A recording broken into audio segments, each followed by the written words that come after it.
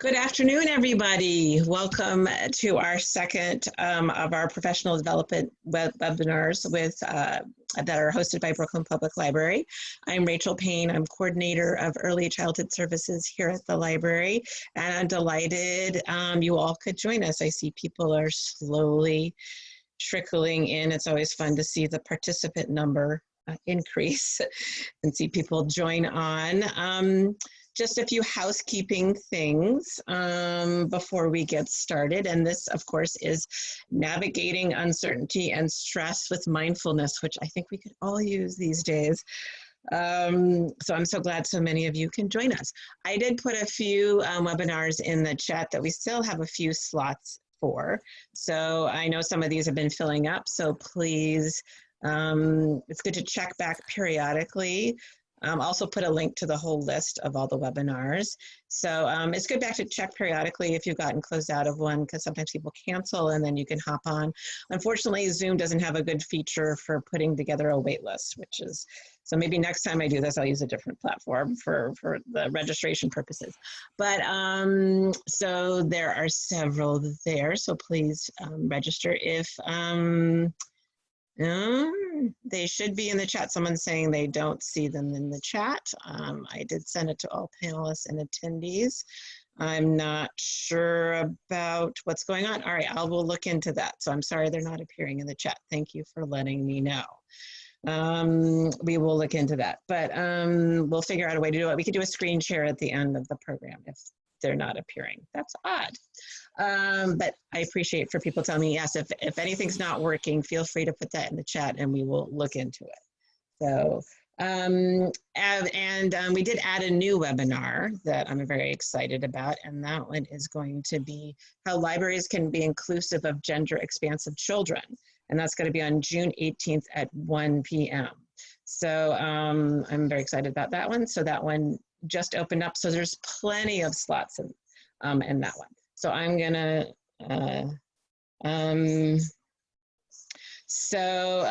right, so I'm gonna get started. So I'm delighted to have you all with us for, oh wait, there was a couple more housekeeping things. If you have questions, please put them in the chat. If you want everyone to see it, please put, I believe it's to everyone or to all panelists and attendees.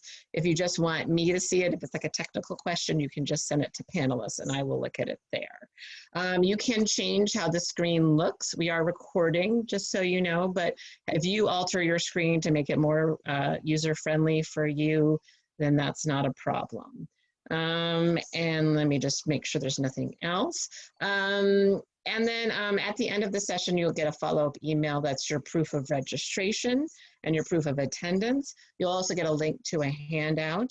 If you have any questions, you can always email me. My emails are payne@bklynlibrary.org. I'll also put that in the chat if I can figure out how it's working.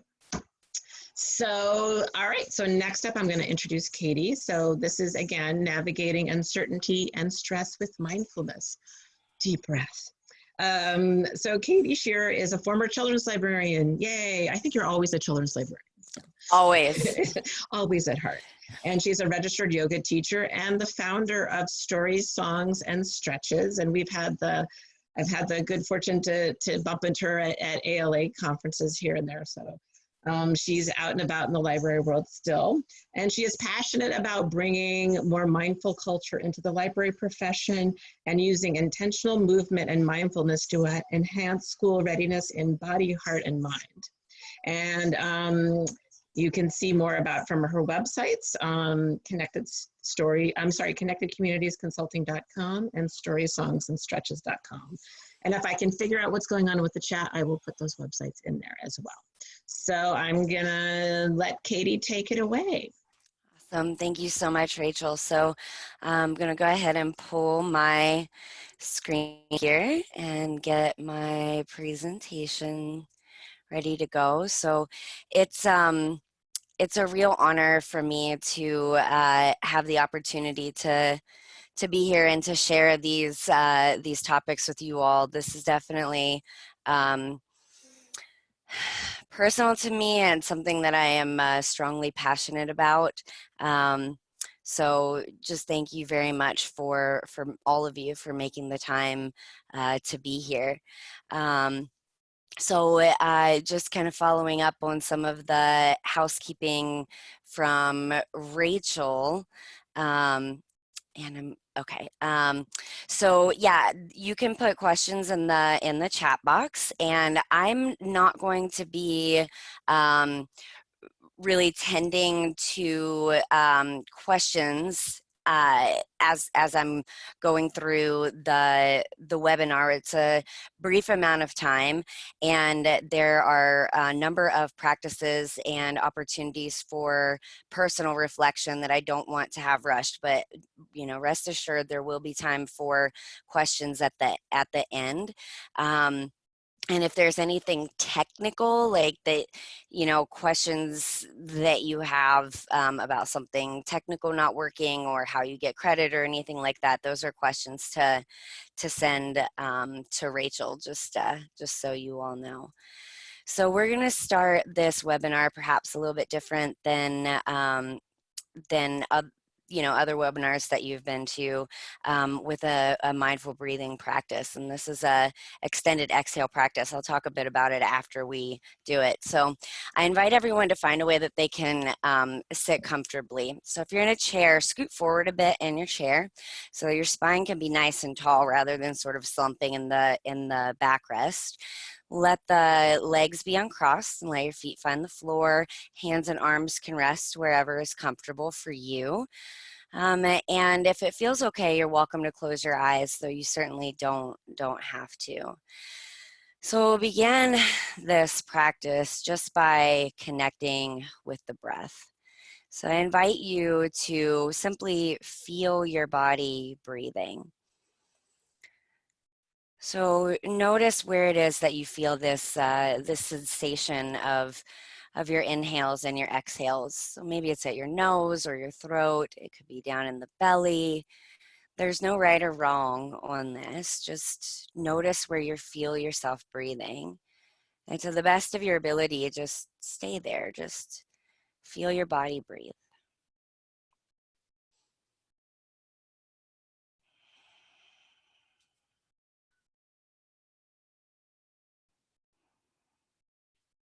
And as we connect to the feeling of breathing, we'll change the way we're breathing just a little bit. So begin to notice the length of your inhales. So you can just keep breathing normally. And each time that you breathe in, mentally counts, just kind of noticing how many seconds, how many counts a typical inhale is for you. Could be 3, could be 5, could be 2. There's no right or wrong. And then the modification that we will experiment with is drawing the exhale out so that it lasts 1, 2, 3, just a little bit longer, a few more seconds than the inhale. So perhaps if you're breathing in for a count of 3, see what it feels like to extend your exhale to a count of 5 or a count of 6. Just experiment with that for a few breaths.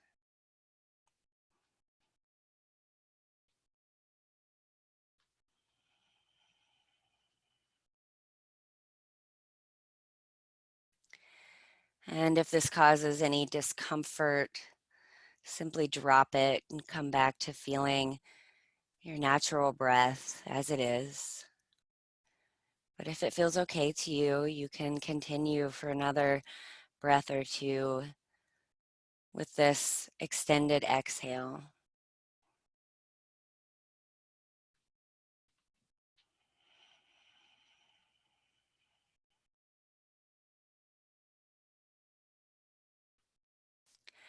And at the bottom of your next exhale, if the eyes have been closed, I invite you to softly blink them open.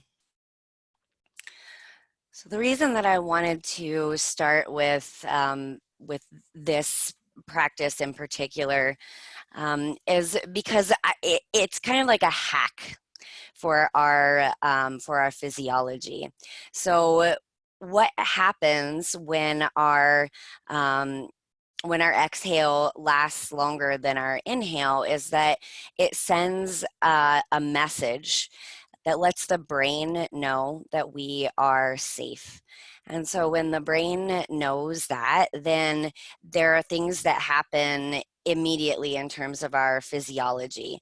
So this extended exhale is a way to activate the parasympathetic nervous system, which is also the body's relaxation response. So it's a good tool to have in our toolkit. It's something that can help us to move out of states of stress and into states of more relaxation. So I want to give a trigger warning right up front. We're going to be talking about trauma today. We're going to be talking about the stress and the uncertainty and the chaos and the upheaval and the trauma of what is happening collectively to all of us with this global health pandemic. So your priority in this session is really yourself, and I would encourage you to let that be your priority. So whatever it is that you need to do to feel safe and to take care of yourself throughout the session, please do that. And if it's, even if that means that whoop, I'm out, that's okay. This is being recorded. You'll have access to it later. You don't have to stay with it right now. So just make good choices and take care of yourself and feel really empowered that whatever that means for you is okay. So there's a video that I want to share with you all to kind of start things off here. So I'm going to move out of this. There are two videos I'll be sharing today, and sometimes videos can look a little bit wonky and in Zoom. So don't worry about that if this is a little bit difficult to see. Just be with what you hear and know that you will have the link to this video in the handout to watch later.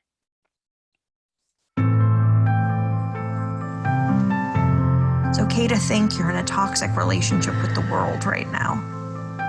It's okay to be depressed. It's okay if it's hard to find the words to express how you feel. It's okay if you're feeling more cynical than usual. It's okay if you're panicking over an inability to control your life right now. It's okay to have trouble maintaining your normal routine while staying home. It's okay not to feel the most fabulous right now. It's okay if you want to curse more than you usually do. It's okay. It's okay. It's okay. It's okay.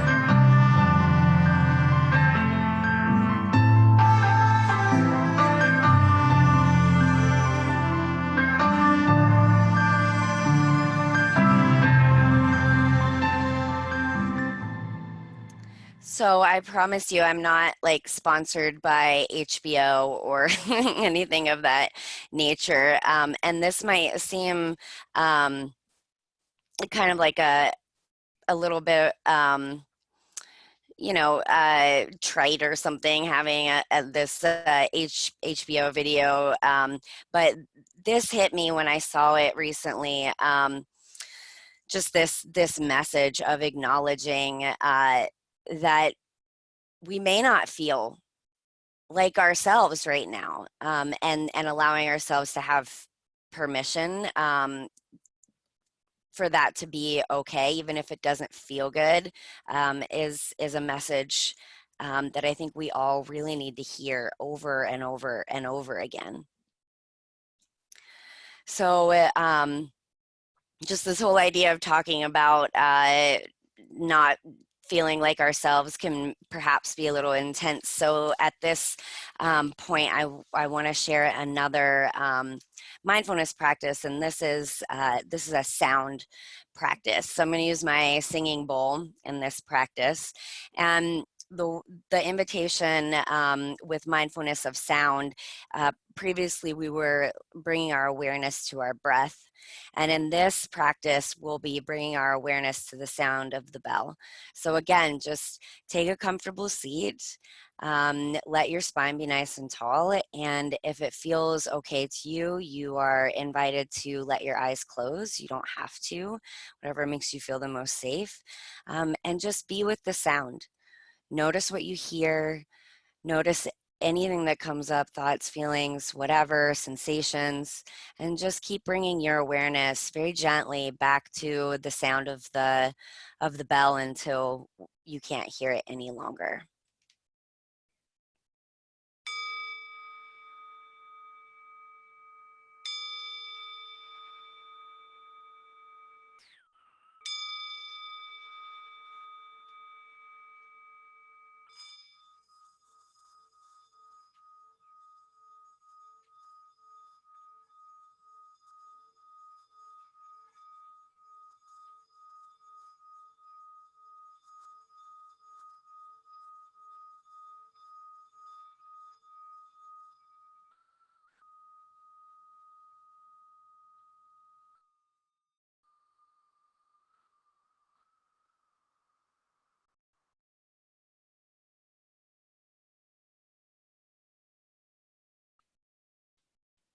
So as the sound comes to an end, if your eyes have been closed, again, you're invited to softly blink them open.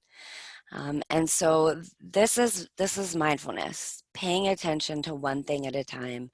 And each time that we get distracted, just coming back to whatever that one thing is that we're paying attention to at a time.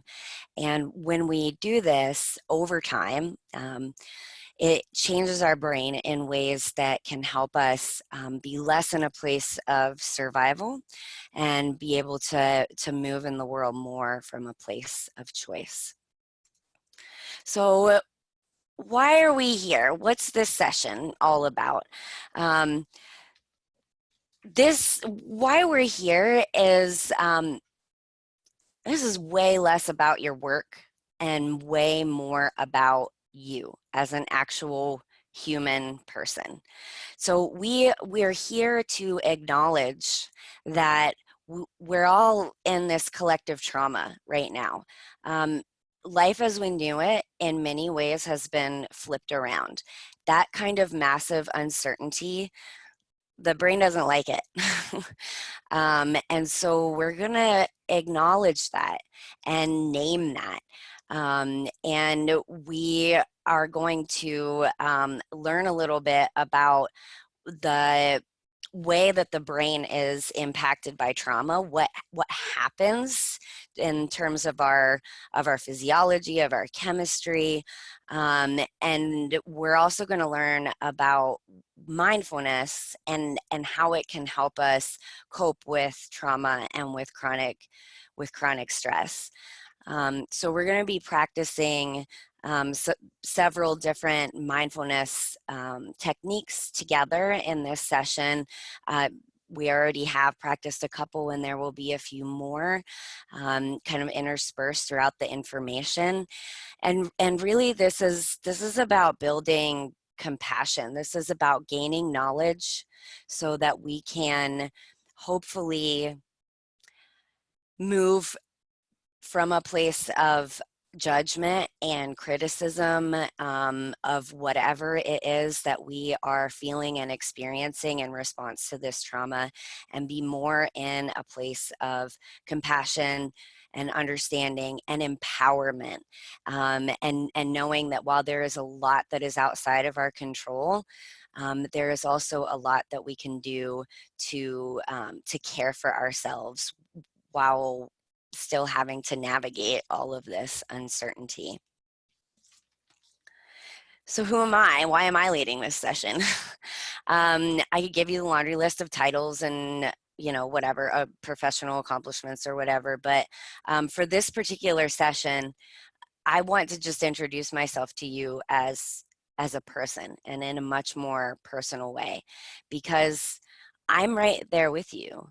I'm in the thick of this too. My life has been impacted by this too, and I'm trying um, to navigate things that are very stressful right there along with you. So yeah, I am a mindfulness teacher. But first and foremost, I'm a mindfulness student. I've been practicing for over a decade, and I still have to practice all the time. Mindfulness is not something that we ever master in a way where we get to like, oop, check that off the box. Now I'm mindful. That's just not how it is. So I'm a mindfulness student and practitioner. I'm also a trauma survivor. I was diagnosed with PTSD in 2012. And I know that a lot of you in library world and other professions who work with young children are learning a lot about ACEs. And that was definitely my life. I grew up in those early years in a lot of toxic stress in my environment. So I share that with you because today I know a lot about the science of trauma and of mindfulness, but my original understanding of those things didn't come um, from a science perspective. It came from my direct lived experience. And so that definitely influences the perspective of what I have to offer and share with people. I have a lot of fear that I am working with on a regular basis as all of this continues to unfold with the health crisis. My husband is a nurse in an inpatient psychiatric hospital working with a very vulnerable population and is in charge of their COVID unit. So there's fear and concern there. And I'm also, I'm a mom, I have a toddler. And, you know, originally the way that affected my life was just without childcare that I was used to. That was a lot of upheaval and a massive change to suddenly become the primary caregiver and teacher and playmate to a small child. I'm also trying to run a business that is now seeing a lot of the things that are how I usually do my work changing and being canceled. So there's a lot of uncertainty there, but as this information keeps coming out about the pediatric multi-inflammatory syndrome that's connected to the coronavirus, there's definitely fear around that as well. So yeah, I'm a human. I am a flawed human, and I am doing my best with the tools that I have and learning that my best changes from day to day based on what is going on, and learning how to be okay with that. I am imperfect, just like every single one of you here, and I know that every single one of you here, you are doing your best as well. So let's talk a little bit about the brain and get to know the brain and how trauma affects the brain. So the definition of there are many ways to define trauma, and a definition that I really like and that has always stayed with me is a threat to the system in a state of helplessness.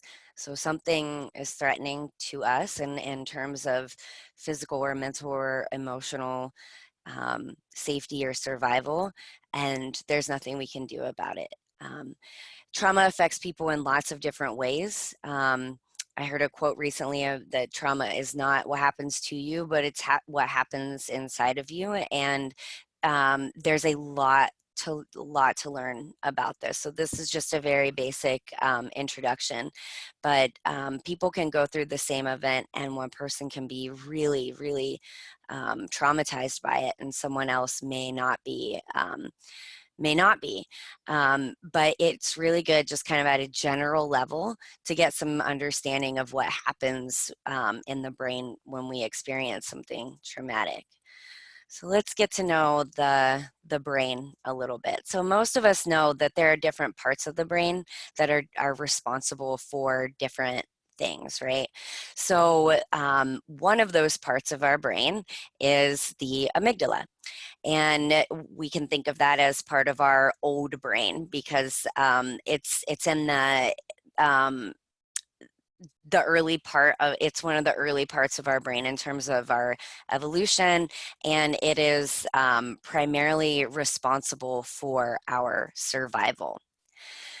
So when something happens that we perceive as a threat, something that that feels really dangerous or scary or threatening to us, the amygdala springs into action. And this happens immediately. This happens before our conscious awareness even registers what's happening. The amygdala, before we even can have any thought or about what's happening, the amygdala has already decided this is a threat and has taken over and has changed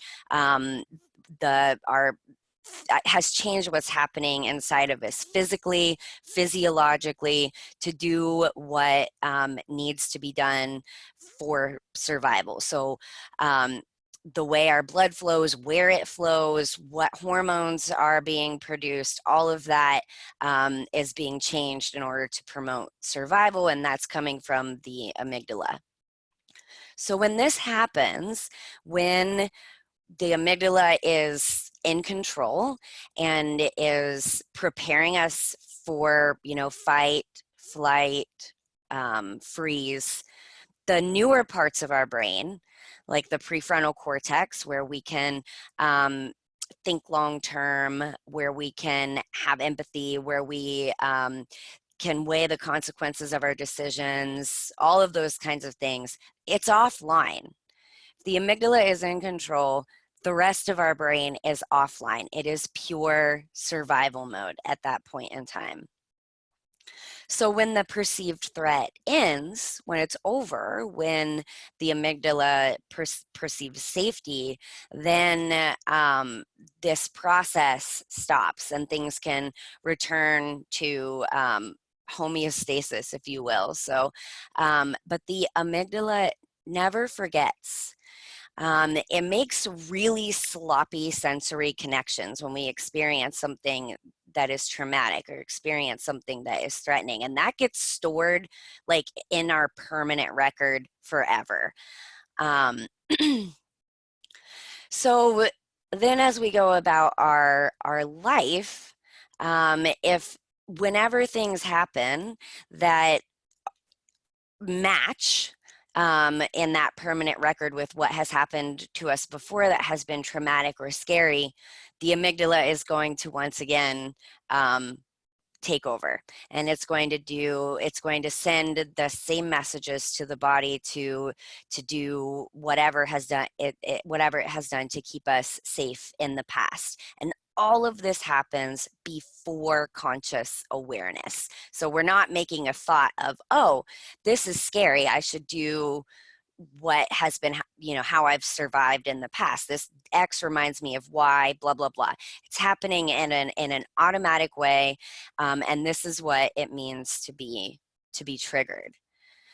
So the more trauma that we experience, the more heightened our amygdala is, the more vigilant it is, the more it's on guard for other potential threats, which means that we get triggered more because there's just more associations that have been made.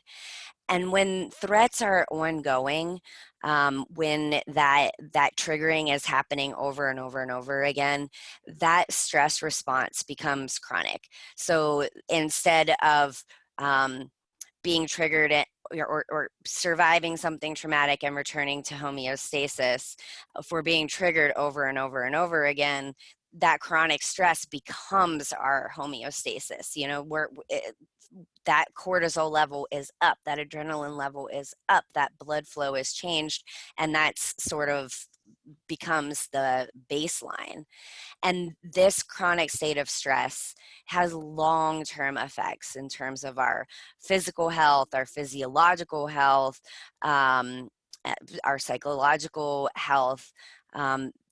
There are long-term effects when this happens.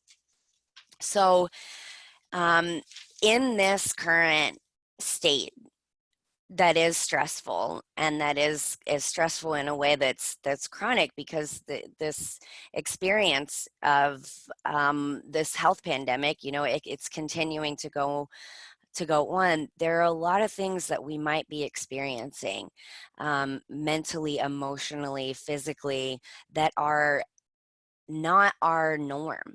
You know, maybe we're really, really tired, we're having trouble sleeping, or finding that we're really overwhelmed by our emotions.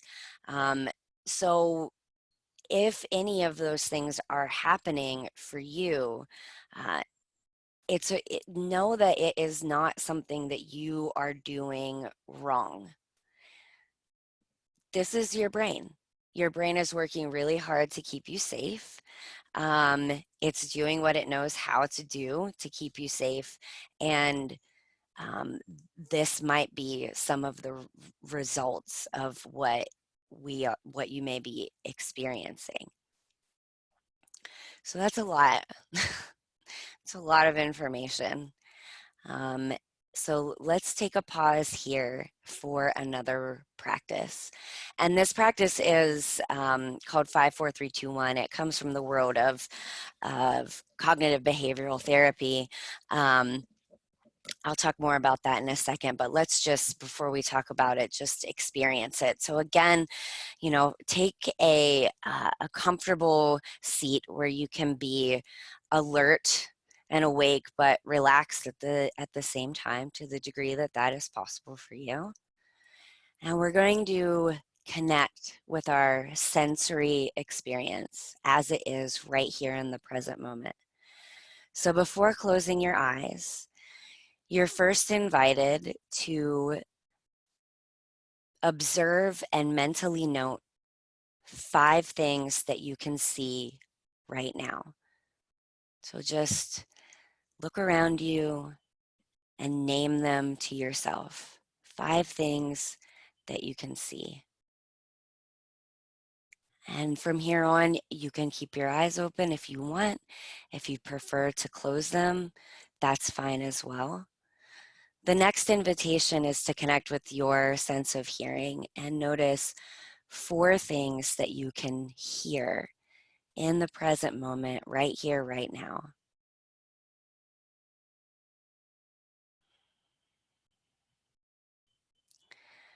The next invitation is to notice and mentally name 3 things that you can feel with your body right here and right now.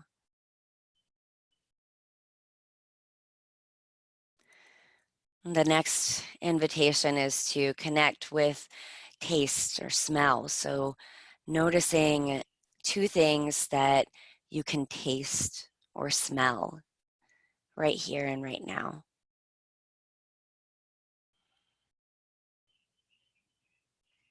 And finally, noticing 1 thing for which you feel grateful right here, right now in this present moment. And if the eyes have been closed, you're invited to blink them open again. So this is a modification of a mindfulness practice that's often used in therapy to reduce anxiety and panic. And the way that it's doing that, what's happening with that is that when we are connecting with our sensory experience right here, right now, as it is in the present moment, it brings our brain out of survival mode and into and into the present moment through this connection with the senses. So I invited everybody who joined this webinar to bring with them something they could use to write, a journal, some paper, whatever. And I'm going to give you all about 2 minutes just to reflect on what you have heard thus far. So the invitation is to reflect on your own stress experiences, reactions, things that maybe jump out as patterns or triggers that you're aware of. You don't have to go searching for them if there's nothing the obvious that jumps out, but just take a couple of minutes to be with your own experience and make note of anything about your own stress reactions. And I'm just going to hold this space quietly.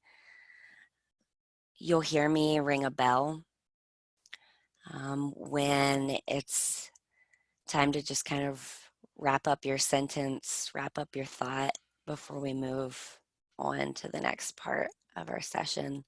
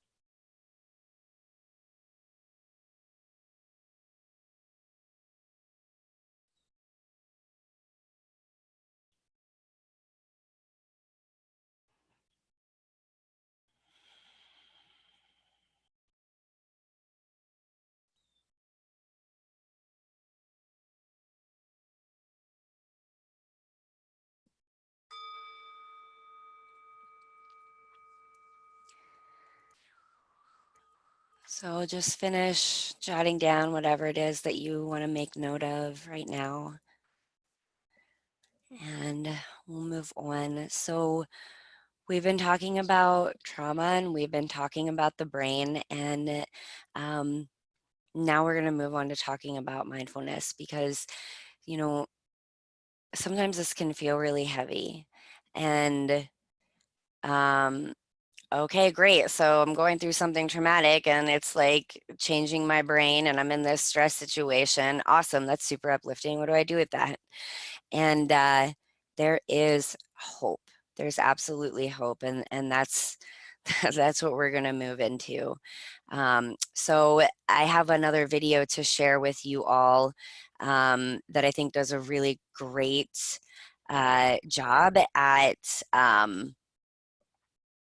explaining how mindfulness affects and changes the brain. So this is several minutes long. It's about 3.5 minutes long. And again, if it's a little bit choppy, just don't worry about what you can see. Just hear what you can hear, and you'll get the link for it in your handout.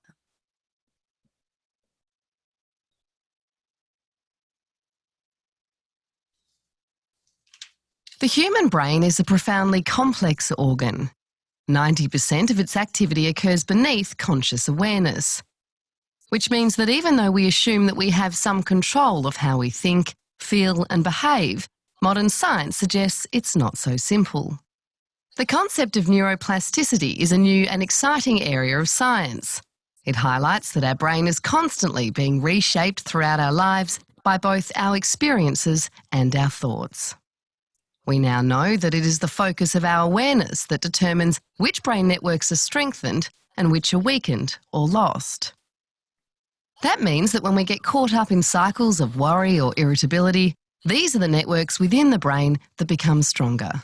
So the more we worry, the better we become at worrying. However, on the other side of this, if we practice being calm, clear and focused, we can strengthen these networks too. As humans, our brain differs from other animals. This is mostly due to the front areas of the brain called the frontal lobes, often called the new brain, as it was the last to develop in our evolution. When well developed, this part of our brain helps us to manage our strong emotions and respond with flexibility, even when we feel overwhelmed. It also helps us to tune into the feelings of others with empathy and insight. When we feel worried, distracted, or stuck on achieving goals, our brain function is more strongly dominated by our old brain, which has a part called the amygdala. The amygdala manages the powerful fight and flight response, which switches on when we feel stressed or anxious and releases hormones and chemicals such as cortisol and adrenaline. That is why stress has such a big impact on us. Mindfulness is a technique that can help us to manage this process more effectively by building our skills of attention, concentration, and a capacity to direct our awareness in a certain way. This all means that we're less likely to be swept up by a strong emotion and the power of the amygdala. It also means we can bring choice to our emotions and our thoughts. In doing so, we're playing an active role in changing the way the structure of our brain develops, in much the same way we can change the shape of our body by doing certain exercises at the gym. When we practice meditation regularly, we build a capacity to become aware of thinking and emotion. As our mind becomes more settled, our nervous system is able to take in more accurate information, and we can access capacities for creativity, flexibility, and lateral thinking, which enable us to manage challenging situations more skillfully. When we build skills of mindfulness, we still experience negative feelings like frustration, disappointment, fear, or irritability. But the research shows that we recover much more quickly. We now know from research into brain development that regular meditation and mindfulness practice reduces the size of the amygdala, reduces levels of stress hormones, and strengthens connections to the frontal lobes. This all means that we're more likely to live with less stress and more happiness. So I don't know what your big takeaway is from that video. I share it a lot in different trainings, and there's always a lot of people who talk about the more you worry, the better you get at worrying piece of it. For me, this video is really, it's empowering, and this information in general is really empowering, because there's a lot that happens to all of us that's just out of our control. We don't have a choice in it, you know. The COVID-19 pandemic is outside of our control. I didn't have any choice in the what was happening in terms of the coping skills and stress and other challenges that people were dealing with in the home that I grew up in as a small child. And I didn't have any choice in how those things affected how my brain developed. But I have choice now. And it is so empowering to know that there are things that I can do that can literally change the structure of my brain in ways that can help me feel more comfortable in my body, have better relationships, and be able to navigate tumultuous situations like the one that we are in now with more skill. So that video mentioned neuroplasticity, and I'll credit Betsy Diamant-Cohen, whom I'm sure you all know and love, as do I. She's from the library world. If you're not in the library world watching this, she's awesome. But at any rate, she and I did a session together at PLA, and she talked about neurogenesis. And there's a lot of research around neurogenesis after trauma. And so that means neurogenesis, meaning the brain can heal. It can develop new pathways and new structures. It can change physically and physiologically. And again, so empowering. So these are some of the kinds of things that promote neurogenesis and promote healing in a brain that has experienced trauma. So of course, removing the threat is a big one, but there are also things like getting a nutrition and healthy sleep and vigorous physical exercise, having caring support, and practicing mindfulness, practicing meditation. That is one of the things that research shows over and over and over again helps the brain to heal and build new pathways. So I want to pause here and be clear about what mindfulness can do and what it can't do, right? So it's not going to erase or get rid of any traumatic experiences that we have been through, including this one. It's not going to make us feel blissful and happy and relaxed all the time. It's not some buffer against ever having negative emotions. Definitely not a cure for mental illnesses that we might struggle with, like depression or anxiety or anything of that nature. It can certainly be a supplement and a help, but it's not a cure. And mindfulness and meditation are not about clearing the mind. So as a mindfulness teacher, I hear this all the time, right? I can't meditate because my mind is so busy. I just, it's just running around everywhere. I'm always thinking about this, that, and the other. And in a very loving but direct way, I always remind people that you're not that special. You are a human being with a human brain. And of course, you have the thoughts and feelings and distractions that come up. Meditation and mindfulness are not about getting rid of those things. They're about getting to know those things with much more clarity, and to sit with them and be with them as they are.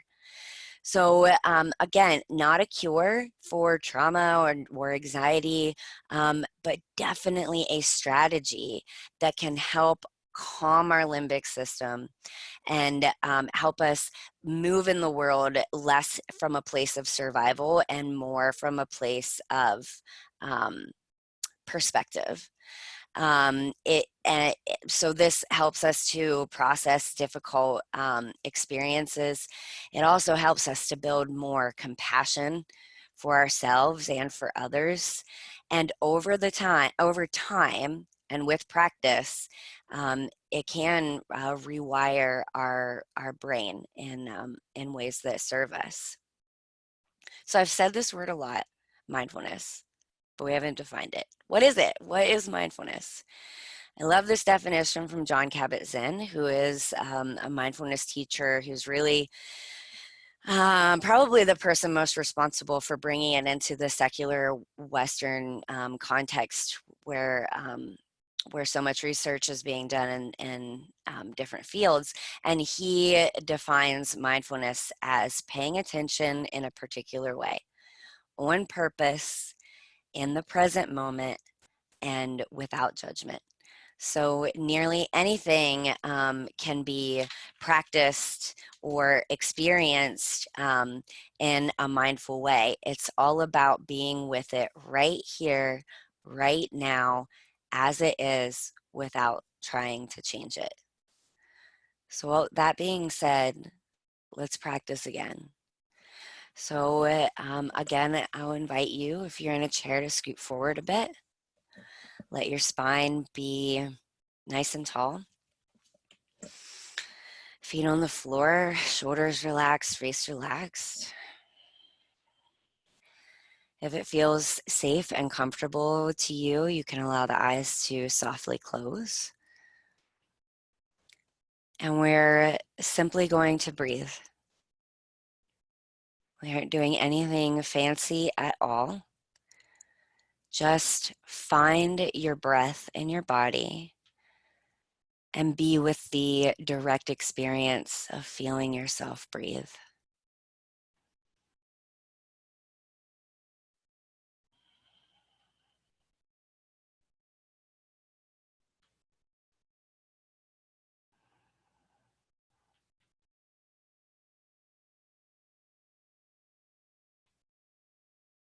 And yes, even in a short practice like this, you might already find that all kinds of things are grasping for your attention.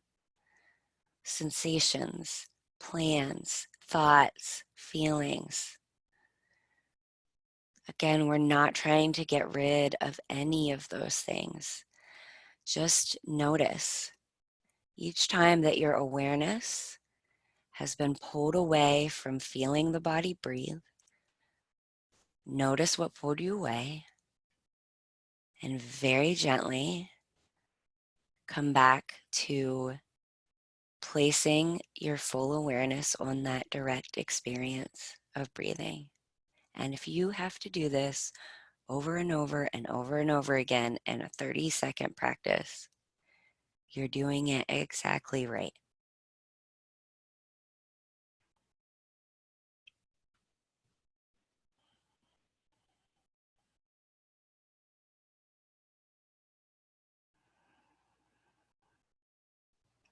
So at the bottom of the next exhale, if the eyes have been closed, I invite you to softly blink them open.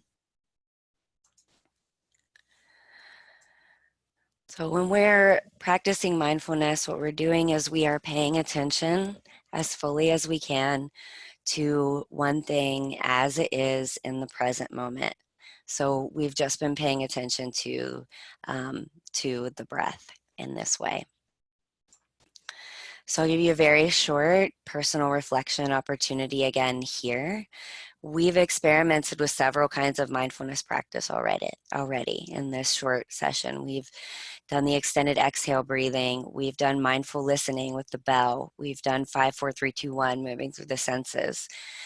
We've done mindful breathing without changing the breath at all.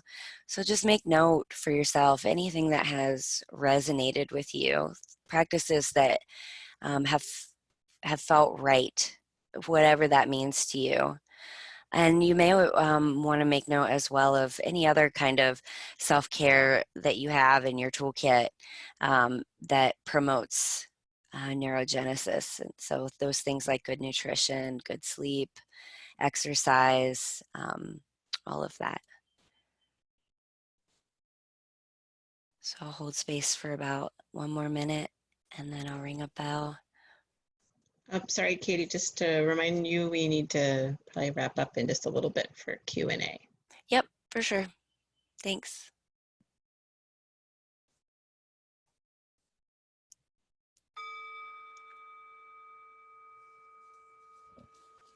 All right, so we'll keep this moving.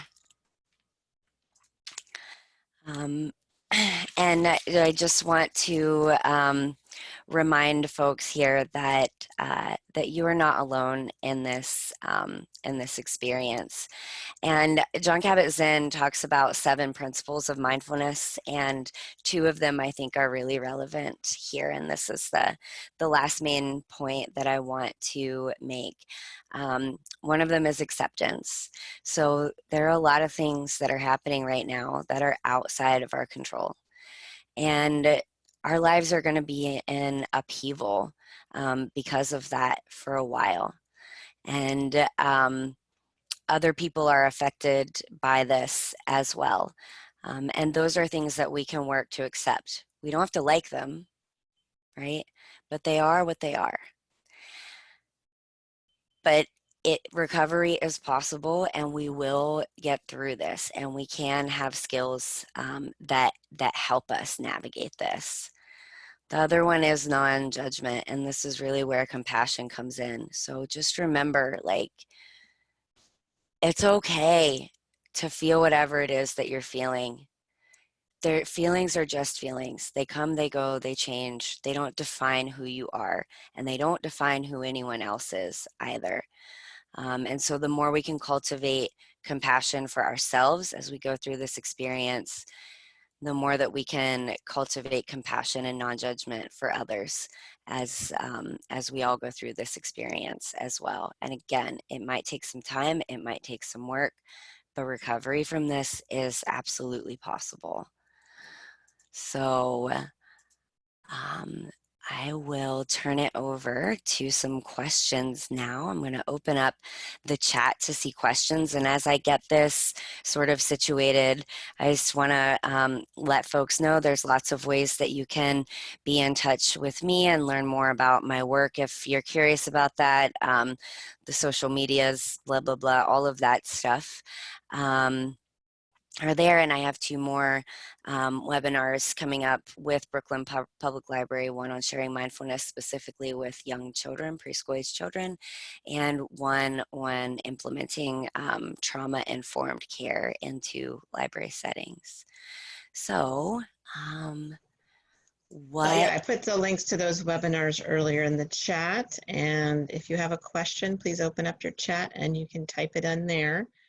And just a friendly reminder to, if you want everyone to see it, just click that it's going to everyone, the panelists and the attendees. You can also share a comment if you would like to. I see people are feeling more relaxed, which is a nice thing to share. Me too. Well, I'm definitely glad to know that.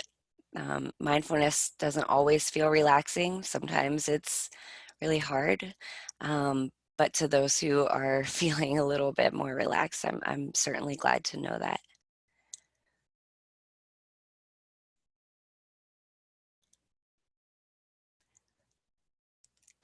Anybody got a question?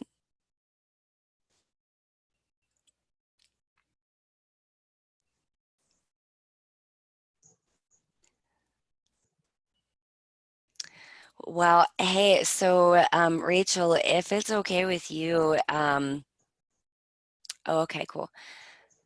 This is a question for you, I think, Rachel, about, yeah. So unfortunately, we only have permission to share the videos to BPL staff, Brooklyn Public Library staff, after the fact. So, you know, that was just our agreement with some of the workshop leaders. So I apologize that we won't be able to share that with everyone, but I will show that out with Brooklyn Public Library staff. But if you really liked it, you should, and you work for a library system, encourage them to hire Katie. So, or any other organization. I don't just yes, work with I don't just work with libraries. So you can pass her contact information along to anyone that organizes training for you. Yeah. I see someone has also raised a hand. Oh yeah, please. It's probably easier if you put the question in the chat. I don't know if we're set up to have. So I think someone had a question about what can help me with the disruption of sleep. You know, I am not a doctor, you know, so I don't have any kind of answer for anyone's personal situation. I will share from my experience. You know, I mentioned that I was diagnosed with PTSD in 2012, and I definitely have experienced a lot of sleep disruptions in my life, and kind of having one of those brains that's on overdrive. And so waking up and there's the thoughts and not being able to get off the hamster wheel and all of that. And so for me, there's been a combination of things that have been really, really helpful. And that has included therapy, that has included medication, that has included meditation and yoga practice, and exercise as well. So I don't think that there is one right answer. But I think that there are a combination of things that are available to us that we can use when we do notice something specific, like increased anxiety or sleep disruptions. Currently practicing intermittent fasting as well as yoga for health reasons. How do you think this would affect the process of mindfulness and how the brain would respond to these practices when it comes to stress? It's a really interesting question. So the way I don't really know anything about fasting in the brain. Not going to pretend that I do. I would definitely, you know, recommend talking to a healthcare provider about that. As far as yoga goes, yoga can be several different things. For me, how I practice it and how I teach it, it's a moving meditation. It is a mindfulness practice. And so it has a lot of, it would affect the brain in the same way that I've been everything else that we talked about in terms of mindfulness. Yoga is not always practiced in that way as a mindfulness practice, but it can be a form of relaxation, and it also can be a form of vigorous exercise, and all of those things contribute to neurogenesis. So it's all good. Those all sound like good things, and specifically with relationship to food, I would say talk to a medical person. Yeah, so we'll probably wrap it up there. Yeah, well, thank you so much, Katie. This was wonderful. I learned a lot, and I hope everyone else did too. And I hope you can join us for any upcoming sessions. Just a reminder that the Zoom sends out a link to, it sends out an email which will have a survey that we would love you to complete. This helps us, this is grant funded by the New York State Library, so we appreciate their generosity, and it will help us fill out our grant report. There'll also be a link to Katie's handout that she's sharing, so you can see it there, and this will also operate as a proof of attendance if you joined us for this session. So check your quarantine, our spam email folders if you don't see it. That's where Zoom is kind of wacky. And if you don't get the email, just reach out to me. I'll put my email in the chat again, and then you can reach out to me if you don't see it, but it should come tomorrow. I don't know why it says it sends it out tomorrow and not like an hour later, but that's how Zoom sets it up. And then again, if you got closed out of any upcoming sessions that you want to attend, I will open up any unclaimed spots the morning of the workshop, and you can register then. So just keep checking back on that link of all the different sessions that are upcoming. And so thank you so much again, Katie. We'll see you for the next one next week. We're looking forward to that. And I'm going to end it here, and have a great day, everybody. Take good care, everyone. Thank you so much. Thank you.